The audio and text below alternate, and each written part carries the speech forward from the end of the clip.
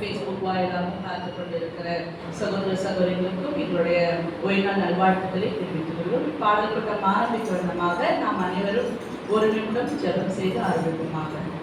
எங்களை அதிகமாக நேசிக்கிற அன்பின் தகப்பனே, நல்ல வேலைக்காக நன்றி சுவாமி. ஆண்டவரே, 6 நாளை எங்களை கண்மணி போல் காத்து இந்த 7ஆம் நாளை காணிச்சது கிருபைக்காக நன்றி ராஜா. இப்பொழுது பாடல் கூட்டத்தை ஆரம்பிக்கிறேன் சப்பா. இந்த பாடல் மூலயமாக ஆண்டவரே ஒவ்வொரு இதயமும் திறக்கப்படணும் சுவாமி.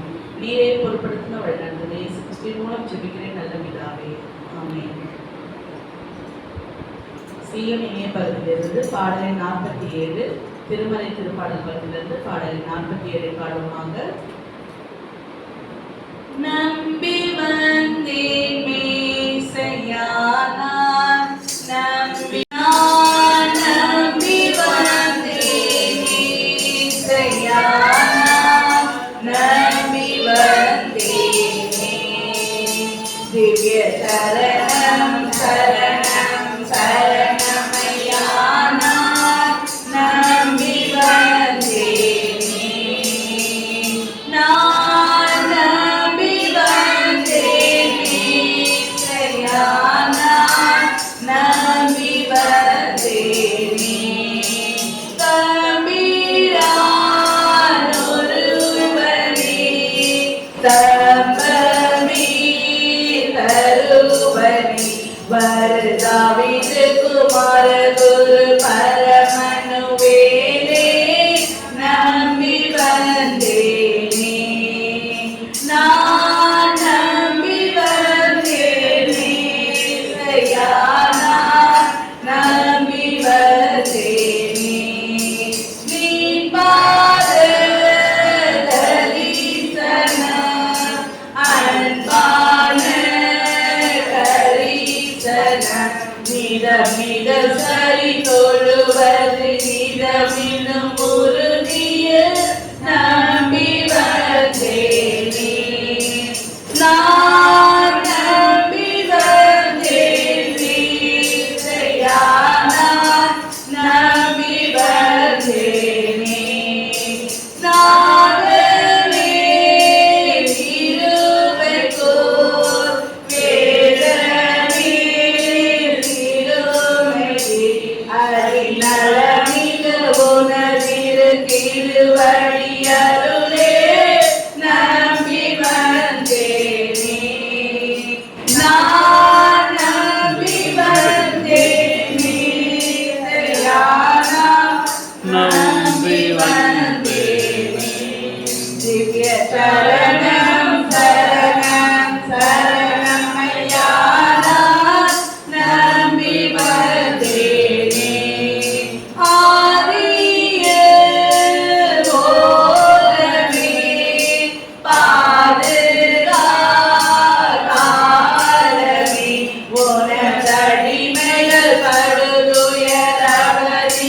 மேற்கே நம்பி வந்தேனே நான், நம்பி வந்தேன் மேசையா நான், நம்பி வந்தேனே திவ்ய சரணம் சரணம் சரணமையா நான், நம்பி வந்தேனே.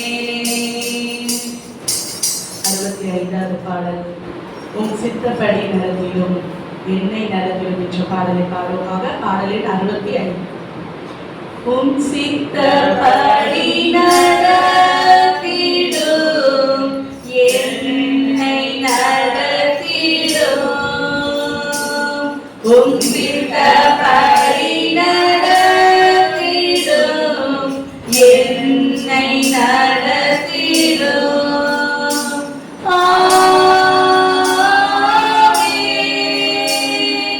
ஆமென்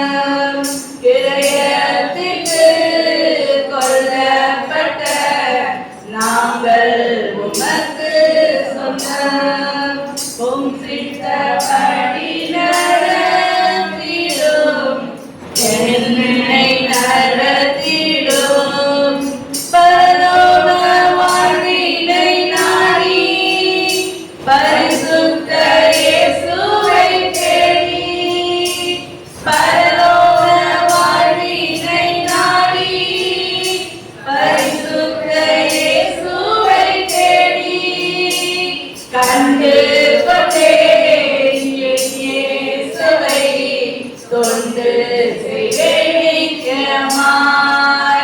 நான் கண்டு கொண்டேன் என் இயேசுவை தொண்டு செய்வேன் நிச்சயமாய். உம் சித்தப்படி நடத்திடும் என்னை நடத்திடும்.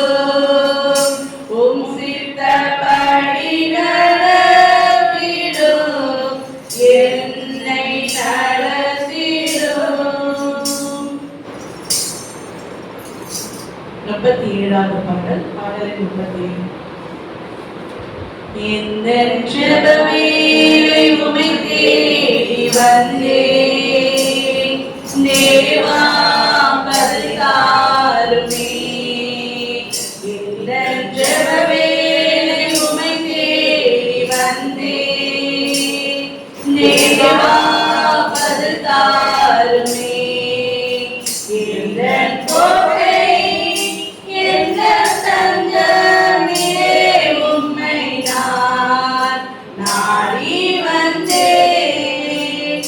இந்த கோட்டை எந்த தஞ்சமே உம்மை நான் நாடி வந்தேன். இந்த ஜெபவேளை உம்மை தேடி வந்தேன் தேவா பதிதாருமே.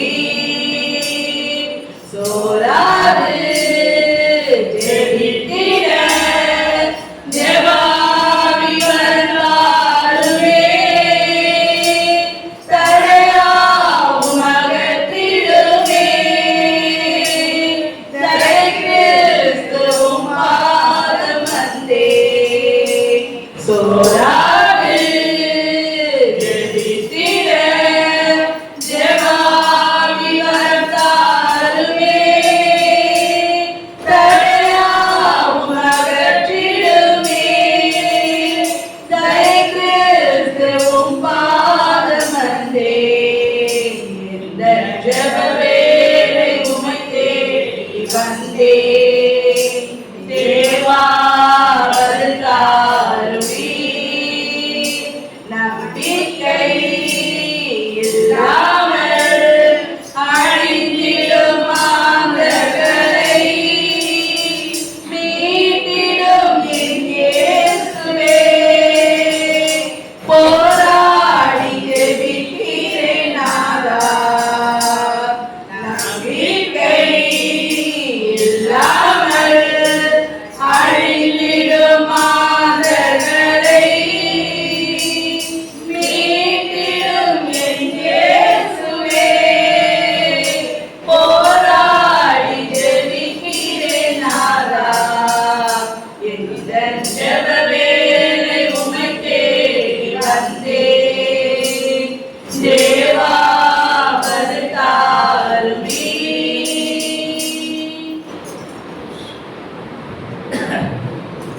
இந்த பாடல் கூட்டத்தில் கலந்து கொண்ட அனைவருக்கும் நன்றி தெரிவித்துக் கொள்கிறோம். நாம் அனைவரும் எழுந்து நின்று ஓய்வுநாளின் ஆரம்பமாக பாடலின் 25 தேவ பயபக்தியுடன் பாடுவோமாக. பாடலின் 25.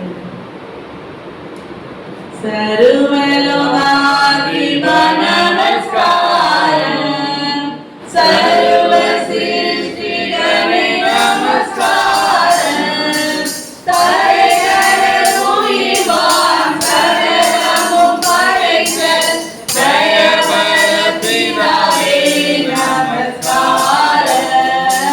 தரைக்கடல் உயிர்வான் சகலமும் படைத்த தயவர பிதாவே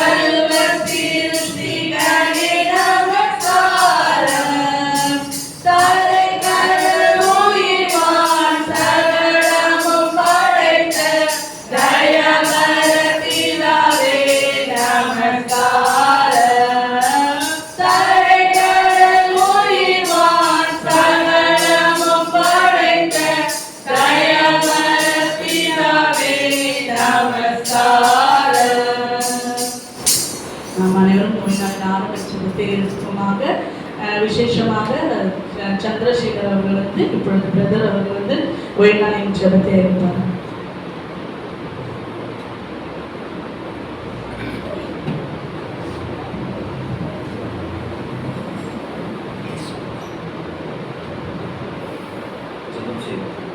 எங்களை அதிகமாக நேசிக்கிற நல்ல ஆண்டவர் தகப்பனே, நாளை எங்களுக்கு தண்டமைக்காக கூட சோத்திரும் தகப்பனே, எங்களை மட்டும் வழிநடந்து வந்து கூட சோத்திரும் தகப்பனே. 6 நாளும் எங்களை காத்து வழிநடத்து தகப்பனே. இந்த ஓய்வுகளை எங்களை ஆசீர்வதித்தாலும் தேவனே, நாங்கள் என்ன வேண்டுதலோடு வந்தாலும் அதை நிறைவேற்றியாலும் தகப்பனே, எங்கள் எண்ணங்களை மாற்றி தகப்பனே தெய்வ பக்தியோடு தகப்பனே நாளை ஆசைக்க தகப்பனே எங்களுக்கு இருவரும் இயேசு மூன்று நடத்துகிறார்கள். மீண்டுமாக அனைவருக்கும் இனிய ஓய்நாள் நல்வாழ்த்துக்களை தெரிவித்துக் கொள்கிறோம். இப்பொழுது தேவ செய்தி அளிக்க போதகரையாவை முன்னெடுக்கிறேன்.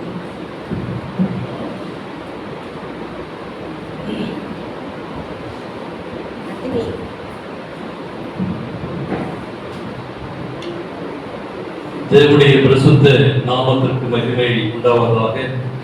இந்த நாளே உங்கள் அனைவரையும் ஆண்டவராக இயேசு கிறிஸ்துவின் இன்ப நாமத்தில் உங்களை அன்போடு நான் வாழ்த்தி வரவேற்கிறேன். மகத்மான தேவன் நம்மளை சென்ற வாரம் முழுக்க நம்மளை பாதுகாத்து மீண்டுமாக அவருடைய பிரசனத்திலே வரும்படியாக ஆண்டவர் உங்களை கொடுத்த கிருபைக்காய் ஆண்டவருக்கு நன்றி செலுத்துவோம். மாட்சிமை பொருந்திய தேவன், மகிமை பொருந்திய தேவன் நமக்கு மீண்டுமாக ஒரு அற்புதமான ஒரு ஓய்வு நாளை கொடுத்ததால் ஆண்டவருக்கு நன்றி செலுத்துவோம். ஆண்டவர் ஒவ்வொரு குடும்பங்களையும் ஆசீர்வதித்து கொடுத்த தேவனுக்கு நிச்சயமாகவே நாம் நன்றி செலுத்துவோம். விசேஷமாக நாளை தினத்தில் நமக்கு ஓய்வு நாள் ஆராதனை இருக்கிறது. அதில் நீங்கள் அனைவரும் கலந்து கொள்ளும்படியாய் உங்களுடைய அன்போடு அழைக்கின்றேன். ஞாயிற்றுக்கிழமை நமக்கு விசேஷமான ஒரு மெகா உபவாச ஜெபம் இருக்கிறது. அதை அனைவரும் நீங்கள் கலந்து கொள்ள வேண்டும். உங்களுடைய உறவினர்கள், சபை விசுவாச பிள்ளைகள், நண்பர்கள், அயலில் உள்ளவரை மற்றும் இங்கே அனைத்து வரும்படியாய் நாம் உங்களை அன்புடன் கேட்டுக்கொள்கிறேன். அது நமக்கு ஒரு விசேஷமான ஒரு உபவாச ஜெபம். அநேக நாம் ஜெபிக்க இருக்கிறோம். திருச்சபைக்குரிய தேவையான காரியங்கள் எல்லாருக்கும் நாம் ஜெபிக்க இருக்கிறோம். நிச்சயமாகவே நம்முடைய வாலிப பிள்ளைகள் திருமணத்திற்காக காத்திருக்கிற பிள்ளைகளுக்காகவும் நாம் ஜெபிக்க இருக்கிறோம். எனவே நீங்கள் அன்பு கூர்ந்து விசுவாச பிள்ளைகள் எல்லோருமா நீங்கள் ஒருவரும் தவறி போகாதபடி எல்லோரையும் நீங்கள் அழைத்து வரும்படியாய் உங்களுடைய அன்பு நான் கேட்டுக்கொள்கிறேன். கர்த்தர் நல்லவராக இருக்கிறார். ஆமென். கர்த்தர் உங்களை ஆசீர்வதிப்பாராக. நான் ஒவ்வொரு வாரமும் வெள்ளிக்கிழமையும் படிக்கின்ற ஒரு அற்புதமான ஒரு ஜெபம் மலைப்பிரசங்கம். ஆண்டவர் இயேசு கிறிஸ்து இந்த பூமியிலே வாழ்ந்தபோது ஒரு அற்புதமான உபதேசத்தை அவர் செய்தார். இது சரித்திரத்திலே இந்த ஜெபம் இடம்பெற்றுள்ளது. அநேகருடைய வாழ்க்கையை மாற்றிய ஒரு ஜெபம் மலைப்பிரசங்கம். அதை நான் யோசித்து திருவொற்றூர் திருச்சபையிலே பொறுப்பேற்று ஒவ்வொரு வாரமும் ஒரு வெள்ளிக்கிழமையும் இந்த காரியங்களை படிக்கணும்னு சொல்லி நாம் ஜெபத்தோடு நாம் பிரயாசித்தோம். 2 காரியங்களை நாம் படித்திருக்கோம். இன்றைக்கு படிக்கின்ற ஒரு காரியம் 3வது காரியம். மத்தேயு 5ஆம் அதிகாரம் 5ஆம் வசனம். சாந்த குணமுள்ளவர்கள் பாக்கியவான்கள். சாந்த குணமுள்ளவர்கள் பாக்கியவான்கள். அவர்கள் பூமியை சுதந்தரித்துக் கொள்வார்கள். ஒரு நிமிடம் கண் முடிக்க நாம் செய்யப்படுவோம். பரிசுத்தமுள்ள பிதாவே, பரிசுத்த ஆவியானவர் அடியேனை மறுத்து நீங்கள் பேசும்படியாய் இந்த வசனத்திலே நாங்கள் கற்றுக்கொள்ள காலங்களை நாங்கள் அறிந்து கொண்டு எங்களுடைய வாழ்க்கையிலே வழிநடத்த அடையை மறுத்து நீங்கள் பேசும்படியாய் இயேசுவின் நாமத்திலே செபிக்கிற நல்ல பிதாவே, ஆமென். இந்த 3வது பகுதியை படிக்கின்ற போது எல்லோருடைய வாழ்க்கையிலும் இந்த சாந்த குணவர்கள் அப்படின்னு சொல்லி படிக்கும் போது உங்க சிந்தனை எங்கேயாச்சும் போதா வேற ஆவியின் கனியை யோசிப்பாங்க. இந்த டக்கின்னு இதை பார்க்கும் போது நல்லா கவனிச்சு பாருங்க. ஒரு காரியம் சொன்னா ஆண்டவர் அங்க ஒரு அதுக்கு ஒப்புணையான ஒரு வசனம் வச்சுக்கிறார். அப்ப உடனே ஆவியின் கனிக்கு நான் போறோம். அப்ப ஆவியின் கனியில் உள்ள ஆண்டவர் ஒவ்வொரு காரியத்தையும் தொடர்பு படுத்துக்கிறார். இது எங்க வாசிக்கிறோம்? ஆவியின் கனியில ஒன்று. அப்ப சாந்த குணமுள்ளவர்கள் பாக்கியவான்கள். இப்ப நம்முடைய வாழ்க்கையில பிரயாசப்படுறோம். எப்படி இருக்கணும்னு சாந்தமா இருக்கு பிரயாசப்படுறோம். முடியுதுங்களா? கஷ்டமா தான். அப்ப பிராக்டிக்கல் லைஃப்ல அதை நம்ம ஒவ்வொரு நாளும் அதை கொண்டு வரணும். அதான் ஒரு கிறிஸ்துவ வாழ்க்கை. ஏன் இதை சொல்றாருன்னா, ஒரு கிறிஸ்தவங்கள் மத்தியில எப்படி இருக்கணும்? ஒரு சாந்தமா இருக்கணும். அத புரதசர் மத்தியில நீங்க நானும் வாழ்றோம், நம்ம தெருக்களில் வாழ்றோம், நம்ம ஊர்ல வாழும்போது ஆண்டவர் நமக்கு கொடுக்கப்பட்ட அவர் எப்படிப்பட்டவர்? இயேசு கிறிஸ்து சாந்தமானவர். நம்ம யாரு? நல்லா குறிச்சு பாருங்க. நீங்க அவரை சொல்றீங்க, நம்ம யாருன்னு கேட்டா நீங்க அவரை சொல்றீங்க. கிறிஸ்து இவர்கள் கேட்டா சொல்றீங்க. பாருங்க, நம்ம யாருன்னு கேட்டா மக்கள் யார் சொல்றாங்க? இந்த வார்த்தையில அநேக அர்த்தம் இருக்கு. நீங்க யாருன்னு கேட்டா இவங்க என்ன சொல்றாங்க? அவர்கள் கிறிஸ்து, கிறிஸ்து இவர்கள். இப்ப நம்ம யார் சொல்றாங்க? ஆண்டவர் சொல்றாங்க. பாருங்க, கிறிஸ்து இவர்கள், கிறிஸ்துவர்கள். அது குறிச்சு பாருங்க, கிறிஸ்து இவர்கள். அப்ப இவங்க எப்படி இருப்பாங்க? அப்ப இந்த வசனத்தை நான் படிக்கும் போது, சாந்த குணவர்கள் வாக்கியவான்கள். அவங்க என்ன செய்வாங்க? பூமியை சுதந்திரத்துக்கு கொள்வார்கள். அப்ப இந்த பிசாசு இந்த பூமியை இன்னைக்கு ஆட்சி செய்கிறான். ஆண்டவர் உங்களுக்கும் எனக்கும் இந்த பூமியில நீங்கள் எப்படி வாழ வேண்டும்? சுதந்திரமாய் வாழ வேண்டும். ஆதாமும் ஏவாளையும் படைச்சு என்ன பண்ணாங்க? நீங்க சுதந்திரமாய் நீங்கள் வாழ வேண்டும். நீங்க இங்கே எல்லாம் செல்லலாம், கிழக்கே செல்லலாம், ஆனா மேற்கே செல்லலாம், ஒரு குறிப்பிட்ட இடத்துல ஒற்றை நீங்க போக வேணாம் சொன்னாங்க. அப்ப சுதந்திரமாய் வாழ வேண்டும், யாருக்கும் அடிமை இல்லை. அப்ப நீங்கள் நானும் நம்முடைய வேலை செய்ய இடத்துல நம்ம எப்படி இருக்கிறோம்? சரிங்களா? அவங்க எதிர்பார்க்கிறாரு, அந்த சாந்த குணத்தை எதிர்பார்க்கிறார்கள். வேலை செய்ய இடத்தை கூட நம்ம என்ன செய்யணும்? சாந்தமா இருக்குன்னு நினைக்கிறோம், ஆனா இருக்க முடியல. சாந்தம். சரிங்களா? அப்ப பைபிள்ல வாசிக்கும் போது இங்க ஒரு ஆத்திரை எழுதாது, it is power and control. சாந்தகுணம் என்பது அதிகாரத்தை பயன்படுத்தி, அவருடைய பதையை பயன்படுத்தி செய்யலாம் என்று சொல்லி அப்படி அல்ல, மற்றவருடைய அதிகாரத்தை நாம் பயன்படுத்தக்கூடாது. சரிங்களா? அப்ப நம்மகிட்ட என்ன இருக்குமா? காட்ஸ் பவர் நம்மளை கண்ட்ரோல் பண்ணணும். சில வேளை நம்ம கோபப்படும் போது என்ன செய்யுதுன்னா, கடவுள் நம்ம என்ன பண்ணாரு? குத்தி போது பேசுறாருங்களா? நீ கிறிஸ்தவன் தானே, நீ பாஸ்டர் தானே, சரிங்களா? நம்ம பேசும்போது நீ ஊழியக்காரன் தானே, கண்ட்ரோல் பண்ணு, கொஞ்சம் உடனே பேசு, கொஞ்சம் எமோஷனல் என்ன பண்றோம்? சரி, பேசக்கூடாது, தப்பு பண்றோம்ல. ஐயோ, நம்ம ஆண்டவர் சொல்றாரு, இவங்க கிறிஸ்தவர்கள், சாந்த குணவர்கள் எப்படி இருக்கணும் அப்படின்னு பார்க்கும்போது கொஞ்சம் நம்ம மேல போவோம், திரும்பி குறைஞ்சிருவோம். அப்ப பெஸ்ட் எக்ஸாம்பிள் நான் பார்க்கும்போது நீங்க என்ன சொன்னீங்க? மோசே தான். அதை வாசிப்போம். என்னாகமம் 12:3. என்னாகமம் 12:3. மோசேயானவன் பூமியில் உள்ள சகல மனிதரிலும் மிகுந்த சாந்த குணமுள்ளவனாய் இருந்தான். பாருங்க, ஆண்டவர் சொல்றாரு, பெஸ்ட் எக்ஸாம்பிள் சொல்றாரு, பூமியில எல்லாத்தையும் பார்க்கும்போது ரொம்ப சாந்தமா உள்ளவர் யாரு? சரிங்களா? யார்கிட்ட சாந்தம் இருக்குன்னு நினைக்கிறீங்களா? யோசிச்சு பாருங்க, நல்லா கவனிச்சு பாருங்க. எங்க கோபம் இருக்கோ அங்க சாந்தம் இருக்கும். சரிங்களா? ஏன் கோபப்படுறாங்க? சரிங்களா? நான் எனக்கும் சரி என்ன பண்ணுவோம், ஊழியத்தின் மொத்தமா என்ன செய்வேன், இப்ப இப்படிதான் இருக்கணும் அப்படின்னு சொல்லி 100 படிச்சு அந்த மாதிரி பாவம். சரிங்களா? அப்ப ஏன்னா அது ஒரு பணி, ஊழிய பணி. வீட்லயும் சரி, நீங்க வீட்லயும் பாசிட்டிவா தான் இருப்பீங்களா? சரிங்களா? அப்படின்னா அது ஒய்ஃப் வந்தாலும் அம்மா வந்தாலும் சரி, சரிங்களா? ஸ்பிரிச்சுவல் தான். இது தப்புனா தப்பு தான். அப்ப அந்த போகும்போது ஆண்டு இமோட்டமா நம்ம வச்சுக்கிட்டாரு.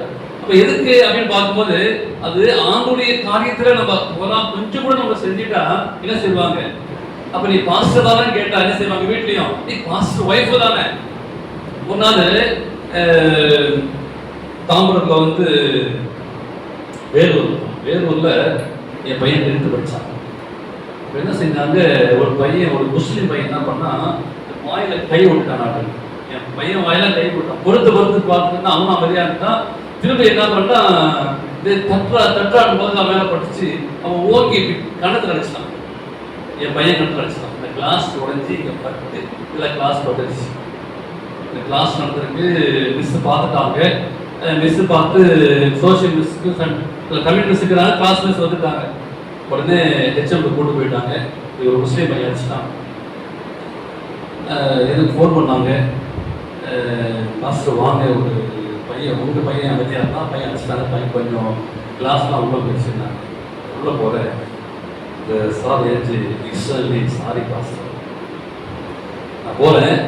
செவன்த் டே ஸ்கூல் பிரின்சிபால் வந்து மாஸ்டர் எக்ஸ்ட்ரா சாரி, உங்கள் பையன் மேலே மிஸ்டேக் இல்லை, அவன் அடிச்சுட்டான், ஆனால் அமைதியாக இருந்தான். அப்படியே நான் கிளாஸுக்கு போனேன். அந்த மிஸ் சாரி பாஸ்டர், ஆனால் உங்கள் பையன் உண்மை தப்பு பண்ணேன், இவன் தான் அடிச்சுட்டான் அப்படின்னு சொல்லிட்டு அந்த உடனே பேரண்ட்ஸ் வந்துட்டாங்க. அவங்க பையன் இருக்கிறான்.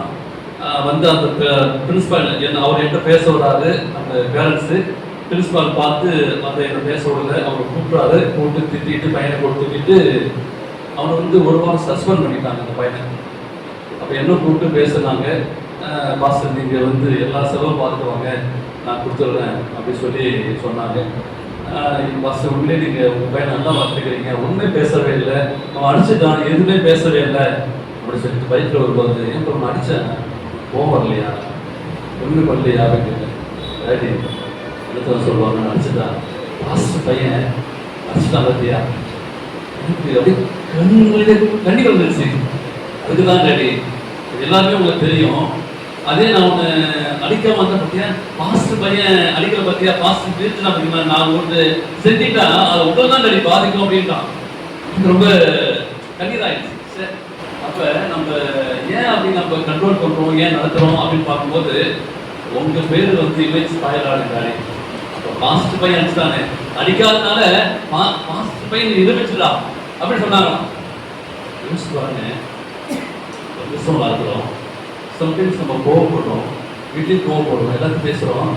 ஆனால் எனக்கு அது ஒரு பாரமாக இருந்துச்சு.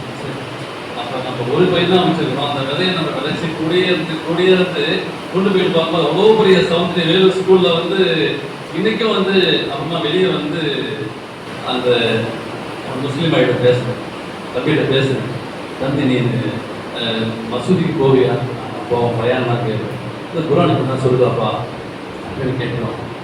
அவங்க அப்பா வந்து எனக்கு அவமானம் இல்லை, உங்கள் அப்பாவுக்கு தானே அவமானம், பற்றி அட்ரஸ் பார்த்து கேட்டு ஒரு சஸ்பெண்ட் பண்ணி, ஆமாம் சாரி அவங்க கை கொடுத்து அப்படின்னு சொல்லிட்டு அவங்க அந்த பேரண்ட்டை பேசும்போது அவங்க பாஸ்டர் அப்படி அந்த ஒரு முஸ்லீமோடு பேசும்போது இப்படிதான் இருப்பாங்க, கிறிஸ்தவங்க இப்படிதான் இருப்பாங்க அப்படி சொல்லி எனக்கு சொல்லக்கூடிய ஒரு வாய்ப்பு கிடைச்சிச்சு.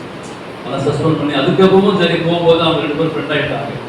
ஸோ அந்த நேரம் ஒரு நிமிஷம் யோசிச்சு பார்க்கும்போது சாந்த குணப்பவர்கள் நம்ம வந்து பெரிய பிரசங்கமாக பண்ண தேவை, சின்ன ஒரு அற்புதமான ஒரு காரியத்தில் ஆனாலும் பார்ப்பாங்க கிளாஸ் போய் பதிலிச்சு.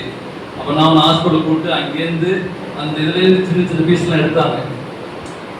எவ்வளோ பெரிய வழி வலிச்சிருக்கோம். ஆனாலும் நம்முடைய வாழ்க்கையில் இயேசு கிறிஸ்துக்கு எவ்வளோ வழி வலிச்சிருக்கோம். சாட்டையால் அடிச்சாங்களே, யாரை துப்புனாங்களே, கையில் முன்பெல்லாம் சொன்னாங்களே, என்ன பண்ணாரு யோசிச்சு எவ்வளோ கட்டி எவ்வளோ வேதனை. அப்ப இதெல்லாம் ஆண்டவர் சொல்றாரு, நம்ம இப்படிதான் இருக்கணும். இந்த பூமியில யாருக்கு கெட்ட பேரு, கிறிஸ்தவன் தான் கெட்ட பேரு, கிறிஸ்தவன் தான் தப்பா சொல்லுவாங்க, நம்ம நண்பதான் செய்வோம், ஆனா நமக்கு தான் கெட்ட பேரா இருக்கும். நான் பட்டினா இருக்கணும் சந்தோஷப்படுவார்கள். மோசே கோவப்படுவாரு. ஏன் கோவப்படுறாரு, அந்த மக்களோடு பேசும்போது மக்களோட வழிபோது வழிநடத்த முடியல. இவரு மோசையாமே இவரு எங்களை எது கூட்டு வந்தாரு, நாங்க அங்கேயே இருந்திருப்போமே, நாங்க அதை சாப்பிட்டுருப்பேன், எங்களை வெளியே கூட்டு வந்தீங்களே அப்படி சொல்லி ஒருத்தவங்க சொன்னா பரவாயில்ல, ஆயிரக்கணக்கான மக்கள் சொல்றது என்ன பண்ணிருப்பாரு, best man, the world of best man யாருன்னா அந்த மோசே தான் அப்படி சொல்லி மோசையை பார்க்கும்போது அப்படி ஒரு குணம், சாந்த குணம் உள்ளவர்கள் தெரியுங்களா. மனம் விரைவினம் அல்ல, சாந்த குணவர்கள் தேவ சத்தியத்திற்கு கீழ்ப்படுத்து அவருடைய வார்த்தையை மதித்து அடுக்குவார்கள். தேவனுடைய வார்த்தை சொல்லுதே, கொஞ்சம் கூட நம்ம என்ன செய்யறோம் சொல்லக்கூடாது. சாந்த குணவர்கள் எப்படி அடையாளம் செய்வாங்க, நம்மளை கண்டுகொள்வாங்க பார்க்கும்போது அவங்க மௌனமாய், அம்மா சொல்றாங்க, மௌனமாய் தேவ கட்டளைக்கு அர்ப்பணித்து இயேசுவை போல் பொறுமையாய் நடந்து ஆவியானவர் நடத்தையை நடத்திருப்பார்கள். இயேசு போல பொறுமையாய் இருந்து ஆவியானவர் நடத்தைகளுக்கு தம்மை ஒப்பு கொடுப்பாங்க. பிறரிடம் விவேகத்தோடு நடந்து புகழை தேடாமல் கர்த்தரையை மகிமையை தேடுவார்கள். சாந்த குணவர்கள் தேவ சித்தத்திற்கு கீழ்ப்படிவார்கள் என்று சொல்லி நான் வாசிக்கிறோம். அப்ப கிரேக்க பதத்துல நான் வாசிக்கும் போது ஒரு விலங்கு தன்னுடைய எஜமானுக்கு முற்றிலுமாய் கீழ்ப்படிந்து அணுகுமா. ஒரு பெரிய மிருகம் இருக்கு பார்த்தீங்களா, அப்ப மிருகம் எப்படி இருக்கும், ரொம்ப துஷ்டமிருகமா இருக்கும். ஆனா அது எஜமானுக்கு அது ரொம்ப எஜமான் உட்காரமா உட்கார்ந்துருமா. அப்படி அத மாதிரி நம்ம என்ன செய்யணும், ஒரு மிருகமே அடங்கி போகுது அந்த மாதிரி இருக்கணும். மோசே இயற்கையாவே கோபக்காரனா, அவர் கொலை செய்தாரு, கற்பனையை உடைச்சாரு. ஆனா பிற்காலத்துல எப்படி மாறினாரு, சாந்தகுணமாய் மாறினார். சோ நம்முடைய வாழ்க்கையிலும் நிறைய கஷ்டங்கள், நிறைய பிரச்சனைகள் வரும். நம்ம கோவப்படுவோம், பைனான்ஸ் காலத்துல கோவப்படுவோம். சரி, நம்ம செய்யறது நம்ம நேர்மையா தான் இருக்கும், உண்மையா இருக்கும். ஆனா என்ன செய்வாங்க, நான் அப்படிதான் நிறைய, எனக்கு 99% அப்படிதான் நான் பார்த்துருக்கேன். நம்ம செய்து உண்மையா தான் இருக்கும், நேர்மையா தான் இருக்கும். ஆனா என்ன செய்வாங்க பார்த்தீங்களா, எனக்கு தூக்கி அடிச்சாங்க பார்த்தீங்களா. யோசிச்சு பாருங்க, எனக்கு அந்த டைம் தான் ரொம்ப மனசு கஷ்டமா இருந்துச்சு. 25 வருஷமா நம்ம இங்க ஊழியம் பண்ணி ஆண்டவருக்காக போய் ஓடி ஓடி உழைச்சி சபையை ஆரம்பிச்சு பார்க்கும்போது, ஆனா இப்ப யோசிச்சு பார்க்கிறேன், அது ஒரு எவ்வளவு அனுகூலம் பார்த்தீங்களா. நான் போன ஸ்பெல்ல திரும்பி வந்துட்டு பார்த்தீங்களா. அப்ப யோசிச்சு பார்க்கிறேன், ஆண்டவரை பொறுத்துரு, நீ பொறுமையா இரு, ஆனா உனக்கு ஒரு காரியம் வச்சுக்கிறேன். அது மாதிரி உங்க வாழ்க்கையிலும் சரி. அப்ப நிறைய காரியம் பேதர் பார்க்கும்போது என்ன செய்யறாரு, அவரே இருக்கைய கோபக்காரதான். என்ன பண்ணா தெரியுங்களா, என்ன பண்ணாரு, போர்ச்சேவுடைய கால் விட்டார் பார்த்தீங்களா. அப்ப சாந்த குணருடைய அவங்க வாக்குவாதம் பண்ண மாட்டாங்க, சரிங்களா. தன்னுடைய உரிமைக்காக இழக்க வேண்டிய சந்தர்ப்பம் வந்தாலும் அவர் தான் என்ன பண்ணாரு, எல்லாவற்றையும் விட்டு கொடுத்தார். ஆண்டவர் சொன்னாரு, ஆபிரகாமே நீ பூமியை சுதந்திரத்துக்கு நான் காண்பிக்க தேசத்துக்கு போ. எப்படி சொன்னாரு, எத்தனை நட்சத்திரம் இருக்கும், எத்தனை எவ்வளவு மனம் இருக்கும், அதெல்லாம் நீ சுதந்திரத்துக்கு கொள்வார். அப்ப ஆண்டவர் நம்முடைய வாழ்க்கையில இதெல்லாம் நீ இழந்து போனாலும் சரி, ஆனா உனக்கு எல்லாத்தையும் விட்டு வந்தாலும் சரி, ஆனா பூமியில நீ சொந்தமா இருக்கும்போது ஆண்டவர் சொல்றாரு, அப்படி ஆசீர்வாதத்தை பெற்றுக் கொள்வோம். மத்தேயு 11:29, மத்தேயு 11:29.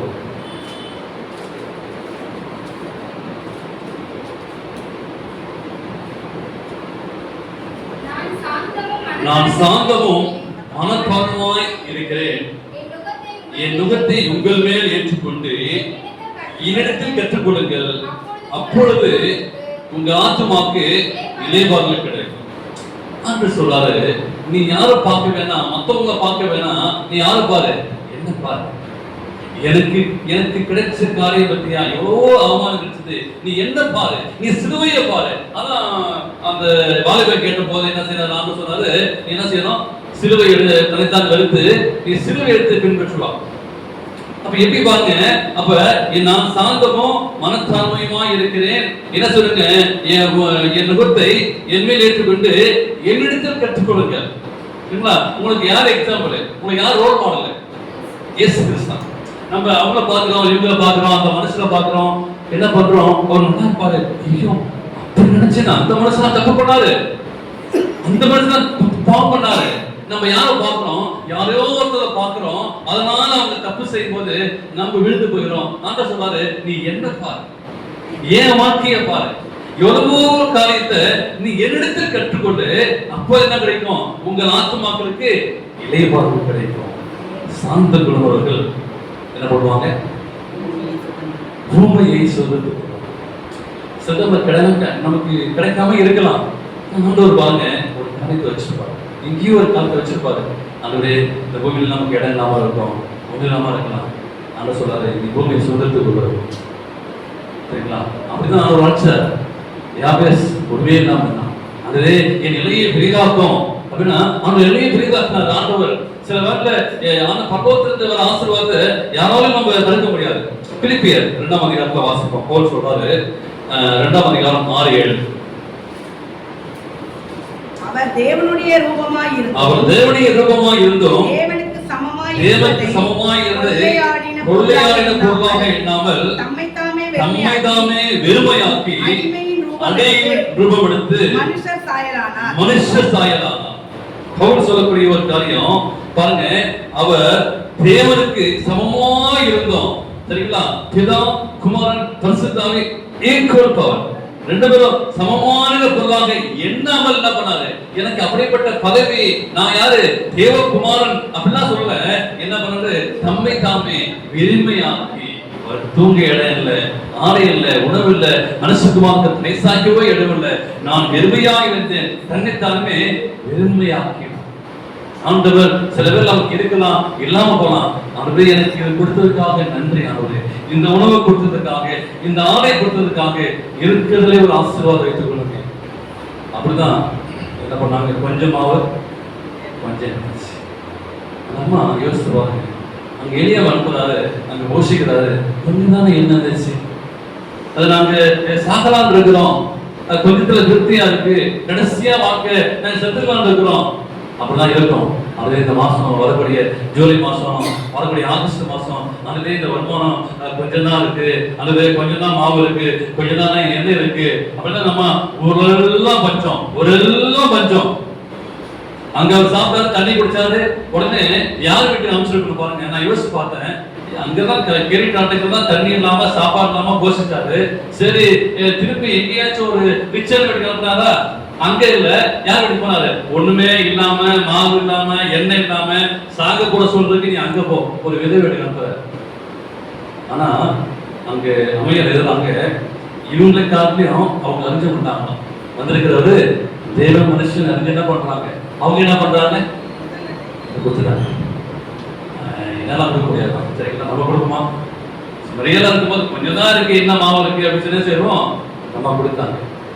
யோசிச்சு பாருங்க, அந்த மாதிரி இருந்த தாழ்மை, அந்த சாவதான் சொல்லி கடைசியா இருக்கிறோம், கொஞ்சம் தான் இருக்கு, என்னதான் மாவு இருக்கு, அதை கடைசியா சாப்பிட்டு செத்துடலாம் அப்படின்னா, ஐயா அந்த இதைய நீ முதல்ல அதை செஞ்சு கொண்டு வான்றாங்களே. அங்கதான் நாம ஒரு டெஸ்ட் வைக்கிறார், அங்கதான் ஒரு நிபந்தனை வைக்கிறார். நம்ம அதை செஞ்சா ஆசீர்வாதம். நம்ம அந்த அம்மா என்ன பண்றாங்க, சரி வந்துட்டாங்க சொல்லிட்டு கொடுக்குறாங்க, திருப்பி பாக்குறாங்க, மாவு இருக்கு, திருப்பி செய்யறாங்க. அவன் வந்திருக்கிற தேவ மனுஷன் அறிஞ்சிட்டாங்க. அற்புதமான ஒரு பாடம். வேதத்தை படிக்க படிக்க, அதை நீங்க சும்மா படிச்சாலும் அது இருக்காது. நீங்க படிச்சு தியானிச்சு பாருங்க, அற்புதமான ஒரு பாடம். அதை படிக்க படிக்க ஒரு தேனா இருக்கும், சுவையா இருக்கும். சில வேளை ஏன் நாங்க பாஸ்தா இருக்கோம் அப்படின்னா, இந்த ஜான் மெல்கி அதான் பாஸ்தாங்க, இந்த பிரசனத்தை கேட்டு கேட்டு கேட்டு உட்காந்து அப்படியே கேட்டு, வீட்டுல போய் உட்காந்து கேட்டு, அதை அவங்க பண்ண பிரசங்கம் சரிங்களா? எப்ப தெரியுங்களா? 2000 மேல என்ன வச்சிருக்கு, நான் சபை விசுவாசிகள் அந்த பிரசங்க மாச பிரசங்கம் என்ன வச்சிருக்கு. அப்ப கேட்டு கேட்டு இப்படிதான் என் வாழ்க்கை ஒரு பாஸ்தா மாறிடுச்சு. யோசிச்சு பாருங்க, வேதத்துடைய மகத்துவமான சத்தியம். அப்ப வாழ்க்கையில நீங்க நான் கற்றுக்கொள்ள வேண்டிய ஒரு பாடம், மிக தாழ்மையான அனுபவமாக நான் கடந்து செல்ல வேண்டும். அப்ப மாநில மத்தியில ராஜாவாக மற்றவருக்கு சேவை செய்தே ஒரு முடியுமாக எண்ணினான். அன்பாக இயேசு கிறிஸ்து பாருங்க, எவ்வளவோ உயர்ந்தவர், யாராவது தேவகுமாரன். அந்த தேவகுமாரன் இங்க பூமிக்கு போனாங்க, வாழ்க்கையில மிக தாழ்மையா, ரொம்ப ஏழ்மையா, எவ்வளவு பேர் அவர் என்னன்னாங்க தெரியுங்களா? எவ்வளவு பேரு, நீ யூதருக்கு ராஜாவா, நீ தேவகுமாரனா அப்படின்னா நிறைய பேர் என்னன்னாங்க. மாத்தி மாத்தி ஏதோ காரியம், எப்படி இருக்க வேண்டிய ஒரு பரலோகத்து தேவன் இங்க பூமிக்கு ஐயோ அந்த பூமியில நான் சேவை செய்யணும். இதெல்லாம் நீங்க ஊழியெல்லாம் போகும்போது நிறைய பேர் நம்ம திட்டிருப்பாங்க, அசிங்கமா பேசியிருப்பாங்க, அவமானப்பட்டிருப்பாங்க. போ வேணாம், போ நீ ஜெபம் வேணாம், வெளியே போ. ஜெபம் வந்துட்டாங்க, பைபிள் இப்படிலாம் நம்மளை கேட்டிருப்பாங்க. நம்ம யாருக்காக போறோம்? அவங்க நல்லதுக்காக போறோம். அப்படிதான் அவமானப்பட்டு மத்திய 14 அதிகாரம் ஏற்கனவே வசனத்தை நான் சொல்லிட்டேன், அந்த வசனம் வாசகம். மத்திய 16:24 நம்ம ஏற்கனவே 14 இயேசு நம்முடைய சீசரை நோக்கி, ஒருவன் என்னை பின்பற்றி வர விரும்பினால் அவன் தன்னைத்தான் வெறுத்து தன் சிலுவையை எடுத்துக்கொண்டு என்னை பின்பற்ற கடவன். சரி, அப்ப என்ன செய்யணும்? நம்ம வாழ்க்கையில தன்னை வெறுத்து நான் அதை ஃபாலோ பண்ணணும் அப்படின்னா சிலுவையை ஃபாலோ பண்ணணும். அவர் பட்ட கஷ்டங்களை எண்ணி பார்க்க வேண்டும். அப்ப நம்மகிட்ட காரியம் என்ன தெரியுங்களா? ஏன் சாந்த குணம் நமக்கு இருக்க மாட்டேன்னா, நம்மகிட்ட ஒரு ஒழிஞ்சிட்டு இருக்கு. என்ன ஒழிஞ்சிட்டு தெரியுங்களா? என்ன இருக்கு நம்மகிட்ட? சுயம் இருக்கு பார்த்தீங்களா? அது சில டைம்ல வந்துட்டு தான் இருக்கும். என் குடும்பம், என் பிள்ளைங்க, என்னுடைய காரியம், என் திருச்சபை, அப்ப என்ன செய்யணும்? கொஞ்சம் அது உரிமையா எடுத்துக்கிற மாதிரி தெரியல, ஆனா சில டைம்ல சுய மீது கொண்ட ஆசை சரிங்களா சமாதானத்தை அழித்துக் கொடுக்கிறது. ஏன் நமக்கு சமாதானம் இல்லை? அது கிடைக்கலையே. சரிங்களா, ஒரு பொருள் ஆசைப்பட்டோம், அது கிடைக்கலையே. அப்படிதான் யோசிச்சு பாருங்க. அப்ப ஆண்டவர் கொடுத்தாரு, நன்றி ஆண்டவரே. இந்த சுயம் பார்க்கும்போது நம்முடைய சமாதானத்தை அழித்துக் கொடுக்கிறது. முற்றிலுமாய் நம்ம என்ன செய்யறோம், இதுல இருந்து நம்ம காப்பாத்த அது கிடைக்கிற வரைக்கும் யாருக்காச்சும் நம்ம மனசுல நினைச்சலாம் ஃபுல் கிடைச்சிருக்கா? ஃபுல் கிடைச்சிருக்கா? இல்ல இல்ல. நம்ம நினைக்கிறோம் ஒண்ணு, உன் சித்தம் அல்ல, பாட்டு பாடிங்கல்ல, உன் சித்தப்படி நடத்துக்கணும். என் சித்தம் அல்ல, உன் சித்தம். நம்ம நினைக்கிறது கம்மியா யோசிப்போம், ஆண்டவர் பெருசா யோசிச்சார். சரிங்களா, வேலூர்ல இருந்து திரும்பி போர்வதை கேட்டாங்க, எங்க போறீங்க? பம்மல் சர்ச்சுமா ஒரு சின்ன சர்ச்சு ஓடின்னு சொன்னாங்க. என்னப்பா நீ பெரிய சர்ச்செல்லாம் போயிட்டு வந்து ஒரு பெரிய சர்ச்சுன்னா திருவிழாவுக்கு போல சொன்னாங்க. Right, okay done. அப்ப நம்ம நினைக்கிறது கம்மியா தான் நினைக்கிறோம், ஆண்டவர் வந்து பெருசா நினைக்கிறாரு. சங்கீதம் 138:6 வாசிக்கிறோம், கர்த்தர் ஓய்ந்தவராய் இருந்தும் தாழ்மையை நோக்கி பார்க்கிறார், மேட்டுமையானவர்களுக்கோ தூரத்திலிருந்து அறிகிறார். அப்ப அவர் உயர்ந்தரா இருக்கிறார். சரிங்களா, அப்ப தாழ்மையை நோக்கி ஆண்டவர் பார்க்கிறார். எனக்காக, என்னுடைய ஊழியத்திற்காக ஆண்டு சொல்றாரு, எனக்காக எவ்வளவு நீங்கள் தாழ்ந்து போயிருக்கோம். ஆண்டு சொல்றாரு, நான் உங்களை அறிகிறேன். 1 பேதுரு 3:4. 1 பேதுரு 3:4. சரிமா, லேடிஸ்க்கு வசனம் போடுங்க. அழியாத அலங்கரிப்பாய் இருக்கிற சாந்தமும் அமைதியாகிய இருதயத்தில் மறைந்திருக்கிற குணமே உங்களுக்கு அலங்காரமாய் இருக்கிறது. அதுவே தேவனுடைய பார்வைக்கு விலையேற பெற்றது. சரிங்களா, அப்ப எத்தனை நேரங்கள்லாம் இருக்கு எல்கேஎஸ் வேற சரிங்களா, நிறைய நகைக்கடை இருக்கு பார்த்தீங்களா. அப்ப பார்க்கும்போது ஒரு ஆஃபர் போடுவாங்க, நிறைய காரியம் போடுவாங்க. அப்ப ஆண்ட சொல்றாரு, இந்த நகை இருக்குல்ல, நம்ம 1 கிலோ வாங்க முடியுமா? 1 கிலோ வாங்க முடியுமா? வாங்க முடியும். எவ்வளவு வாங்க முடியும்? 1 கிராம். ஒரு சாப்பாடு பருக்கை இருக்குல்ல, அது மாதிரி ஒரு 3 பருக்கை 4 பருக்கை தான் கோல்டு வாங்க முடியும். ஆனா இங்க ஆசைப்படுறோம், பரலோகத்துல என்ன செய்வோம், அந்த தங்க முலாம் போஸ் அதுல என்ன செய்வோம், மிதிச்சு நடந்து போவோம். இங்க எனக்கு என்ன செய்வோம், இந்த தங்கம் அப்படின்னு சொல்லி சாதாரண காலத்தை அதை மிதிப்போம். இங்க ஆண்ட சொல்றாரு, அழியாத அலங்கரிப்பா இருக்கிற சாந்தம் தான் என்ன செய்யணும், நான் பெஸ்ட் கோல்டு. அதுதான் ரிஃப்ளெக்ஷன் ஆகும், அதுதான் பிரதிபலிக்கும். பரலோகத்துல அம்மையா சொல்றாங்க, இந்த 10 கற்பனை இருக்குமா, அதுல 4வது கற்பனை ஓய்நாள் கற்பனை பிரதிபலிக்குமா. என்ன பார்க்கும்போது இந்த அலங்காரம், இந்த உடம்பு நான் பார்க்கிற அலங்காரம். சில பேர் நீங்க சவுத் சைட்லாம் பாத்தீங்கன்னா 1 கிலோ தொங்க பாருங்க, இந்த காது கிழிஞ்சு போய் 1 கிலோ போல இந்த பக்கம் தொங்கும். அது என்ன தெரியல, அப்படி தொங்கு போட்டுருப்பாங்க, அப்படியே பேசுவாங்க, அப்படியே ஆரம் பார்த்துவாங்க. ஐயோ அடுத்துக்கமா பார்க்கும்போது இப்படியே தொங்கிட்டு இருக்கும். அங்க சொல்றாரு, ஒரு மனசுல ஒரு அமைதி இருக்கு, ஒரு சாந்தம் இருக்கு. போனேன் வீட்டுக்கு வந்து வருவாங்க, என்ன அமைதியானமா இருக்கிறான். நம்ம போனதும் தோதர போட்டு சேர் போட்டு அந்த போட்டு எப்படியேப்பட்ட ஒரு பொண்ணா இருக்கிறா. அந்த மனசுல தண்ணி சாப்பிடுறீங்களா, ஒருத்தவங்க போகும்போது நம்மள கவனிக்கிற விதம் இருக்கு பாத்தீங்களா, என்ன செய்வாங்க, அற்புதமான ஒரு பொண்ணு, அற்புதமான ஒரு குணம். பெண்கள் மத்தியில எப்படியேப்பட்டதான் நான் சொல்றாரு. சாந்த குணமுள்ளவர்கள் என்ன செய்வாங்க, அவர்கள் பூமியை சொந்தத்துக்கு வருவாங்க. தேவன் பக்தியில் மாத்திரமல்ல, ஒரு பரிபூர்ணமாக்கக்கூடிய ஒரு தேவனாக இருக்கிறார். நம்முடைய உள்ளங்களையும் நம்முடைய இல்லங்களையும் ஆண்டவர் பரிபூர்ணமாக்கக்கூடிய தேவனாக இருக்கிறார் என்பதை மறந்துவிடாது. சாந்த குணமுள்ளவர்கள் என்ன செய்வாங்க, உலகத்தை சுதந்திரித்துக் கொள்வார்கள். சரிங்களா, பூமியை சுதந்திரிக்க ஆண்டப்படுகின்ற ஒரு பெரிய ஒரு காரியமா இருக்கும். தீமோத்தேயுல ஒரு வசன வாசியை நம்ம சொல்லி முடிப்போம். தீமோத்தேயு 1 தீமோத்தேயு 6:11. 1 தீமோத்தேயு 6:11. நீயோ தேவனுடைய மனுஷனே, இவைகளை விட்டோடி நீதியையும் தேவபக்தியையும் விசுவாசத்தையும் அன்பையும் பொறுமையையும் சாந்த குணத்தையும் அடையும்படி நான் சொல்றாரு. நீயோ அப்படின்னா அந்த உங்க பேரை போட்டுருங்க. அந்த நம்ம பேரை போட்டுனா வச்சுங்க, நீயோ அவன் ஜோசப் அப்படின்னா போட்டுட்டு, நீ யாரு? தேவனுடைய மனுஷன். அப்ப நீ எவைகளை விட்டு விடணும்? இவைகளை நீதியையும் தேவபக்தியையும் விசுவாசத்தையும் அடையும்படி, அப்படின்னா பொறுமையும் சாந்த குணத்தையும் நான் அடையணும். அப்படியே வாழ்க்கையில ஆண்டவர் ஒவ்வொரு நாளும் நம்மளோட பேசப்படுகிறார். கிறிஸ்துவ வாழ்க்கையில அநேக கற்றுக்கிற ஒரு பாடம் உண்டு. ஆண்டவர் இந்த பிரசங்கத்தை மலை பிரசங்கமா பண்றாரு. என்ன பண்ணிருப்பாங்க? எல்லாம் சுத்தி உள்ளவங்க எல்லா வாழ்க்கையும் பண்ணிருக்கோம். குறைகள் இருக்கு பார்த்தீங்களா?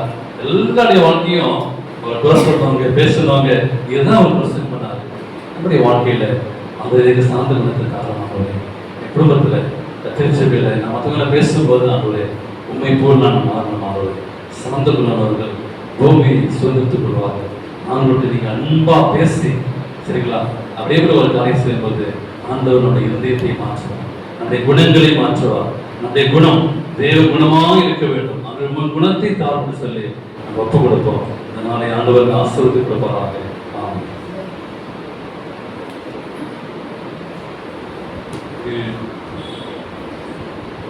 பாடலாக நாம் இந்த நம்முடைய பாடல் புத்தகத்திலே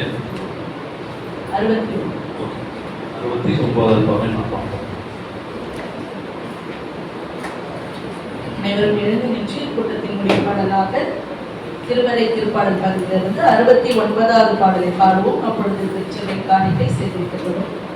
பாடலின் 69. தம் கிருபை பெரிதல்லோ என் ஜீவனிலும் அதே எம்மட்டும் காப்பதுவே இன்னும் தேவை கிருபை தாருமே இன்னும் தேவை கிருபை தாருமே தாழ்மையுள்ளவரிடம் சங்கிடுவே கிருபை தாழ்மையுள்ளவரிடம் தங்கிடுவே கிருபை வாழ்நாளெல்லாமது போதுமே சுகமுடன் தம்பெலமுடன் சேவை செய்ய கிருபை தாருமே சேவை செய்ய கிருபை தாருமே தம் கிருபை பெரிதல்லோ என் ஜீவனிலும் அதே எம்மட்டும் காத்ததுவே இன்னும் தேவை கிருபை தாருமே இன்னும் தேவை கிருபை தாருமே தினமதிகாலையில் தேடும் போது கிருபை தினமதிகாலையில் தேடும் போது கிருபை மனம் கலந்த நிறத்திலோ பலவீன சரீரத்திலோ போதுமேவும் கிருபை